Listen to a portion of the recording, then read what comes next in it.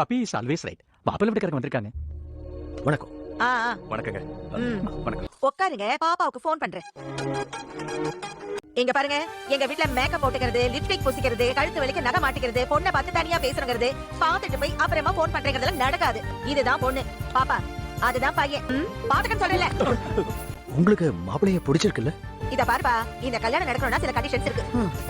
1, என் பொண்ணு 2க்கு மேல பெத்துக்க மாட்டா. 2, நைட் 9 மணிக்கெல்லாம் படுத்து தூங்கிடுவா. எழுப்புனா கோவம் வரும். 3, காலையில 6 மணிக்கெல்லாம் எந்திரிச்சு காஃபின்னு கேப்பா. போட தெரியுமா? தெரியாதுங்க. கத்துக்கோ. காலையில 9 மணிக்கெல்லாம் ஜிம்முக்கு போவா. இவ்ளோ பெரிய பாட்டில்ல ஆரஞ்சு ஜூஸ் குடிப்பா. புரிய தெரியுமா?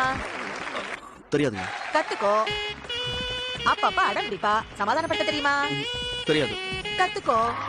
தப்பி தவறி வாட்ஸ்அப்ல யாரையாவது கரெக்ட் பண்ண நினைச்சா Facebookல போறதுக்கு உனக்கு ஃபேஸ் இருக்காது. ப்ரிப்பேர்டா இருந்துக்கோ. என் பொண்ணு அப்பப்ப கோச்சிக்கிட்டு பிறந்த வீட்டுக்கு வந்துருவா. நீ என்ன பண்ணுவ? வந்து சாரி சொல்லுவேன். ஐயோ ஏன் இந்த சாபம் எல்லாம் என்றோ நான் செய்த பாவம்